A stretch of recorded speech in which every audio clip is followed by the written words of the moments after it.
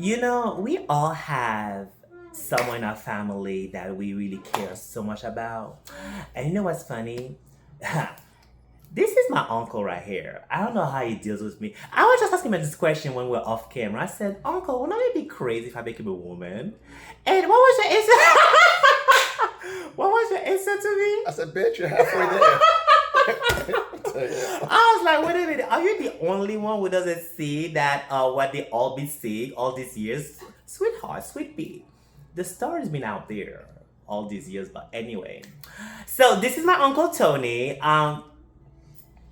How'd you deal with me? Yeah. I think what helped is that I was raised in New York City, so I was exposed to a lot. I'm just living with what I was exposed with. Okay. So wait a minute. You mean to tell me that I am like an experiment that you always see? Yeah.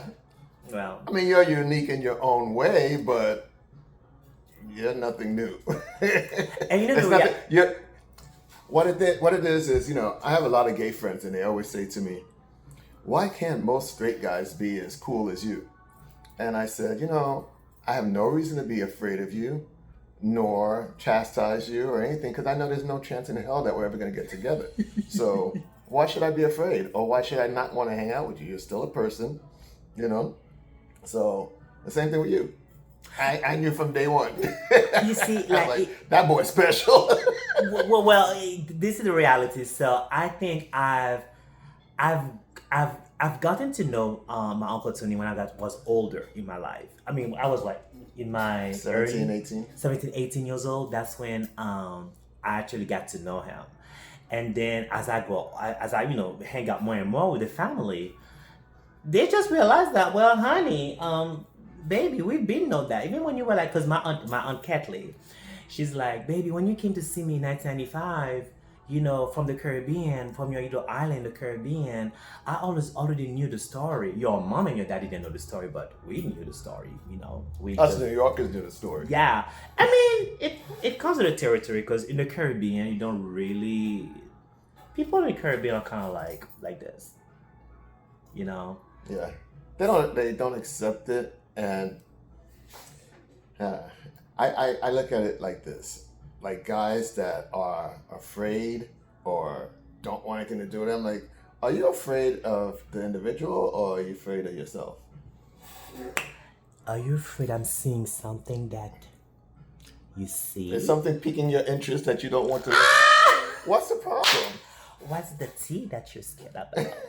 But let me tell you something. I'm not that interested in your tea anyway. But I see your clock, and I've been clocked it already. What? You know when you clock somebody's clock? Oh, I clock. I got lost with the tea and clock.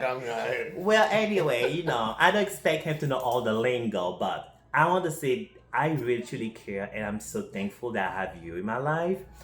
And it's to me, you don't have a toxic masculinity. His masculinity to me is like very welcoming. It's like someone who's like, I don't care what you are, as long as you're happy, you're safe, and you love yourself. That's all that matters.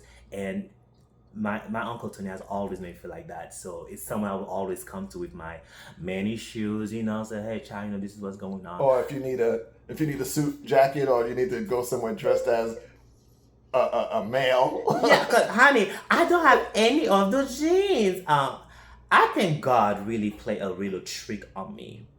God said, honey, I'm gonna give you the best of both worlds. But the reality is you're really gonna live in one world, and that was the feminine side of you. To get to the masculine side, you're gonna have to extra child. Sometimes I be trying to be masculine. I'm like, I'm failing at that damn assignment. That's so funny. You'll walk pigeon toe in men's shoes and walk the hell out of some stilettos. I would been running, dancing them. But man, go say, what is that? That's so flat. I need some height. Let me give you a little piece of my psyche. So another nephew of mine, he and I were having kids at the same time, but we were 6 years apart in age, right? So we almost grew up like brothers. So when his wife was pregnant and my wife was pregnant, I said, oh my God, we're going to have 2 little boys. They're going to grow up just like us. It's going to be so cool, blah, blah, blah. But this is a day of pagers, right? So I told him, I said, when you get to the hospital, if it's a girl, press 1. page me 1. If it's a boy, 2. And I didn't work too far from the hospital, right? So I'm conducting a class at my job, and my pager goes off. So I take it out my pocket, I look, and I literally did this in the class. A girl!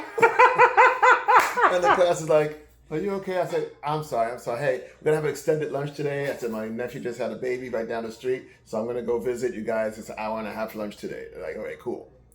So I get to the hospital, and I'm looking at the girl that's not going to grow up with my son. They're not going to be best friends. But in my mind, I go to him. I said, what's her name? And he goes, Samantha. I said, her name is Sam, okay? And I said, and I looked at the baby, I said, and you and my son are gonna be best friends. I don't care, maybe you're a dyke or he's gay, but you're gonna be best friends. And then he goes, and I looked at her, you know that new baby smell. So I leaned over, I was like, oh, that baby smell. And then he goes, she smell like pussy? And I said, yeah. And he goes, liar, she was a C-section. But they grew up and everything was fine. But nobody's gay yet. See, and that's it. It's not something you choose. It just happens, you know. Yeah. You happen to be who you are. And what you are is what you are. You gotta live your truth and your happiness. And honestly, I'm so happy that even though my own family, well, the one I was born into, doesn't really understand and sees me, but I was able to have an extended portion of the family who sees me, accepts me as I am. Yeah. And the colors I bring, I mean, I'm loud as gets, you know, eccentric to the T, you know, but, you know, I found people that do accept me. How many times a day do I have to say, Max?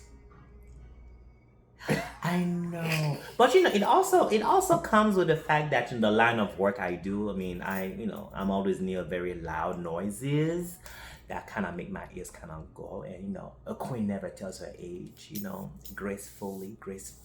Well, I'm not a queen. I'm 64. And he looks good for 64. Can you see? I honestly, if I were to look at you and try to know you, I'll give you probably like in your mid 40s, late 40s. Nah, maybe 50. Yeah, 50. 45 to 50 to 55, around there. But anyway, so I want like one of these days for us to have a longer version of interviewing you and your views on life, on any other subject we can, you know, decide to talk about. But today was just an introduction of Tony, my Uncle Tony. We're going to hit that bar next, right? Oh, you see that bar behind us? We're going to have shot. I mean, I drank, but I nurse my drinks. It's our birthdays coming up, so. Right. I'm getting older, he's getting crankier.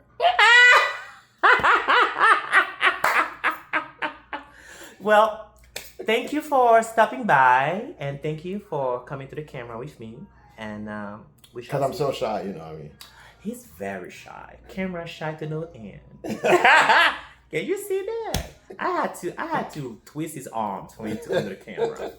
Anyway, I'll see you guys next time, and make sure that you comment, you like, and you share this video because we want to grow.